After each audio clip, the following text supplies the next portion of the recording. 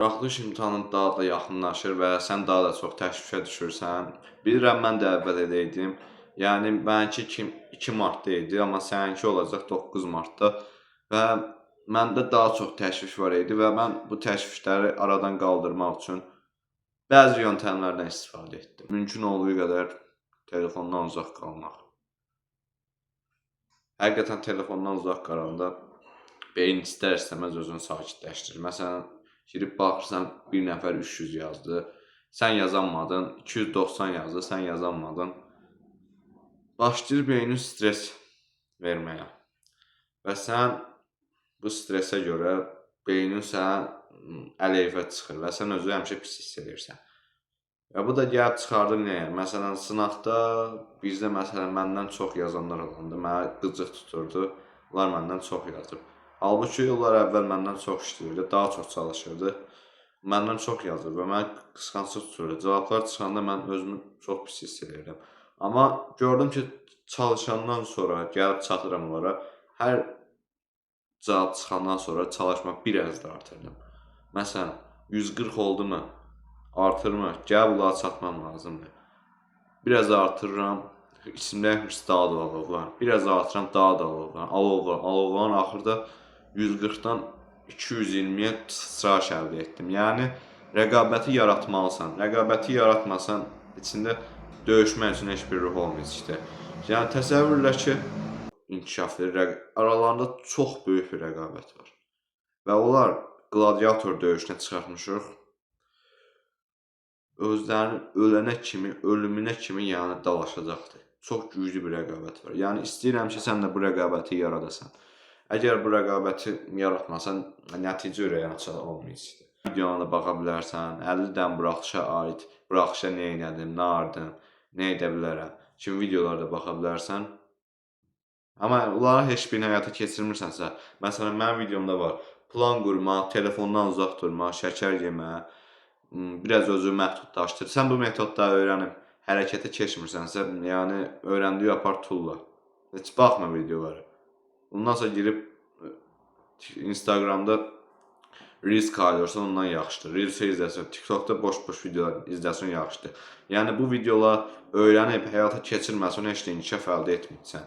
Yəni beynində fikir formalaşacaq. Yəni təsəvvür et ki, sən idmana aid milyon dənə taktika bilirsən. Məsələn, qolu nətər, dumbbell nətər işlədim ki, qolum daha böyük olsun. Presi nətər eləyim ki, sinəm daha böyük olsun. Amma gəlib bunları günün sonunda eləməyəndə heç bir inkişaf olmur və bu öyrəndiyin məlumatlar sənə boşuna yaramaqdan bir şey etmir. Ağzından çıxan hər kəlməyə diqqət et. Yəni, nə demək istəyirəm? Sən hər test gələndə deyə bilərsən ki, yox, getdi, bal getdi, yaza bilməyəcəm. Sual görüb, çətin görüb, təslim olsun, yaza bilməyəcəm. Bu bilavasitə şuur altını həqiqətən böyük ölçüdə təsirləndirir. Yəni, özünü inandırmalısan ki, mən məsələn bu balı keçəcəm, məqsədim budur keçəcəm, hər gün özünə təkrarlamalısan. Məsələn, məndə həqiqətən bu böyük rol oynadı. İngilis dilini 30%-ə, 70%-ə qaldırmışdım bir aya. Dedim ki, ingilis dilini sökəcəm, daha çox yazacam, daha çox yazacam. Həqiqətən də gəldi elə oldu. Əgər mən desəydim ki, ingilis dili mənlikdə təslim oluram, həqiqətən 200 deyirsən, 250-ni keçə bilməyəcəkdim.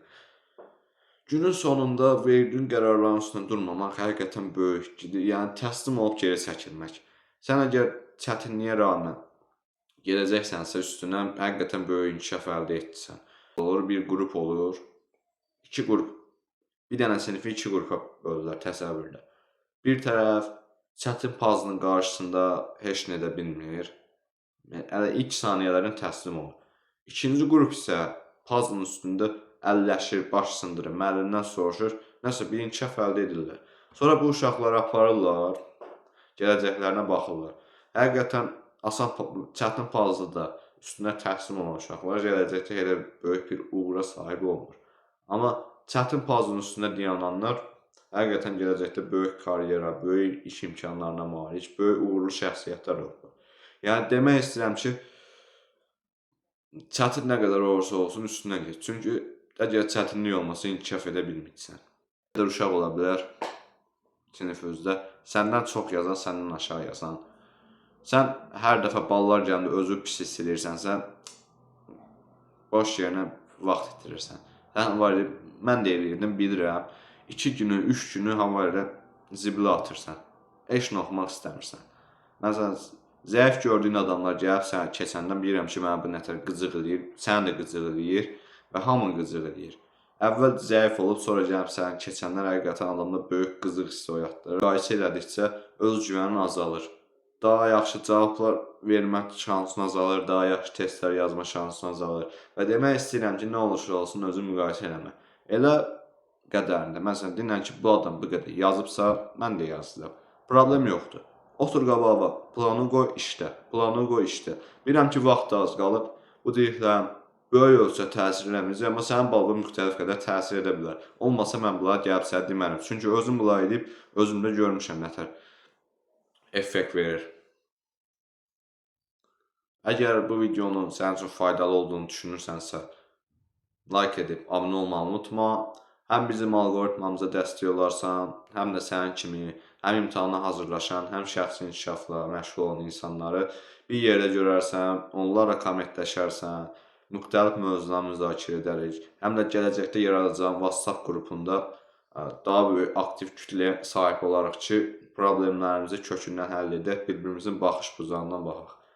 Ağılla düşünsən, hər şeyin öhdəsindən gələrsən.